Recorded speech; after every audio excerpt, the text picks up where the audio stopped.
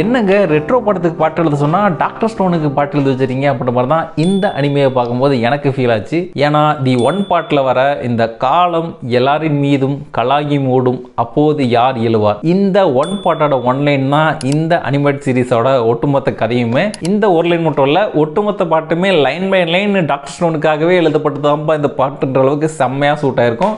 Already நீங்கள் doctor stone பார்த்துருந்தீங்கன்னா அது உங்களுக்கு ஆல்ரெடி ஃபீல் ஆகிருக்க வாய்ப்பு இருக்குது. சரி வாங்க இப்போ இந்த டாக்டர் ஸ்டோன் அனிமேவோட ரிவ்யூ பார்ப்போம். இந்த அனிமேவோட ஹீரோவான செங்கோ வந்து ஒரு சயின்டிஸ்ட், அதுவும் சாதாரண சயின்டிஸ்ட் கிடையாது. சயின்ஸில் இவருக்கு தெரியாத விஷயங்களே இல்லப்பான்ற அளவுக்கு அறிவியல் அப்படியே கரைச்சி குடிச்சவர். இவரோட ஃப்ரெண்டான தைஜி வந்து ஒரு பொண்ணை 5 வருஷமா சின்சியராக லவ் பண்ணிட்டு இருப்பாரு. எங்க லவ் சொன்னால் ஃப்ரெண்ட்ஷிப் கெட்டு போயிருமோன்ற பீதியில் லவ் சொல்லாமே இருப்பார். ஸோ 5 வருஷம் கழிச்சு ஒரு வழியாக மனதைரியத்தை வரவழைச்சிக்கிட்டு லவ் சொல்லிடலாம் அப்படின்ற முடிவுக்கு வருவார். இந்த விஷயத்த செங்குட்டையும் சொல்லிட்டு கிளம்பி போகிறப்போ எதிர்பாராதமாக எங்கிருந்தோ ஒரு பச்சை கலர் வெளிச்சம் பட்டு உலகத்தில் இருக்கிற எல்லாருமே கல்லாகி போயிடுவாங்க.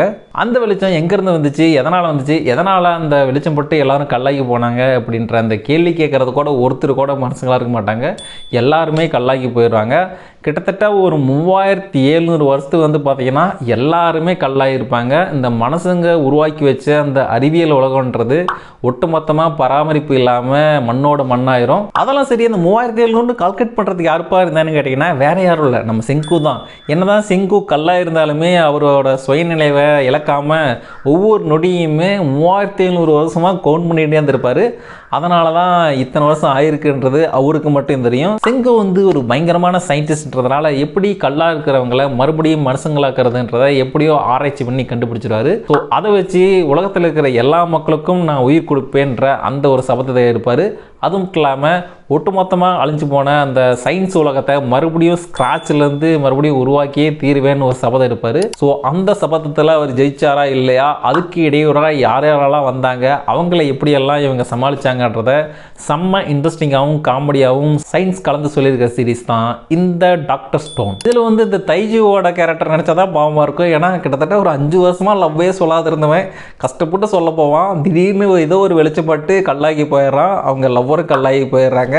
கிட்டத்தட்ட ஒரு 3700 வருஷம் அந்த லவ்வை சொல்லியே தீர்வேன்ற அந்த ஒரே நோக்கத்தை மட்டுமே தான் மைண்டில் வச்சுட்டு இருப்பான். ஸோ இதெல்லாம் பார்க்கறதுக்கு என்ன லவ் இல்லைன்ற அளவுக்கு தான் இருக்கும். ரீசெண்டாக பார்த்த அனிமையிலேயே one of the best anime இதுன்ற அளவுக்கு ஸ்டோரி வைஸ் செம்ம இன்ட்ரெஸ்டிங்காக கொண்டு போயிருப்பாங்க. ஒவ்வொரு எபிசோடுமே அடுத்தடுத்து என்ன நடக்க போகுதுன்ற அளவுக்கு பயங்கர இன்ட்ரெஸ்டிங்காகவே தான் போயிட்டு இருக்கோம். இந்த அனிமையை பார்க்கும்போது தான் நம்ம சர்வசாதாரணமாக யூஸ் பண்ணிட்டு இருக்கிற பொருட்களுக்கு பின்னாடி இவ்வளோ சயின்ஸ் இருக்குல்லன்றதெல்லாம் ரியலைஸே ஆச்சு. செல்ஃபோன் இல்லாமல் ஒரு நாள் கூட இருக்கவே முடியாதுன்ற சுச்சுவேஷனில் தான் இப்போ நாம் வாழ்ந்துட்டு இருக்கோம்.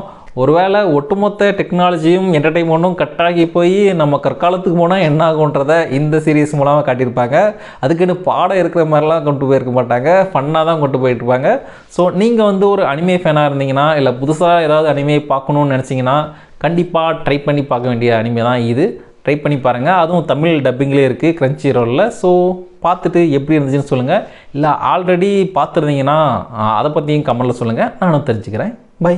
முடிஞ்ச வரைக்கும் முயற்சி பண்ணுவோம். Start music.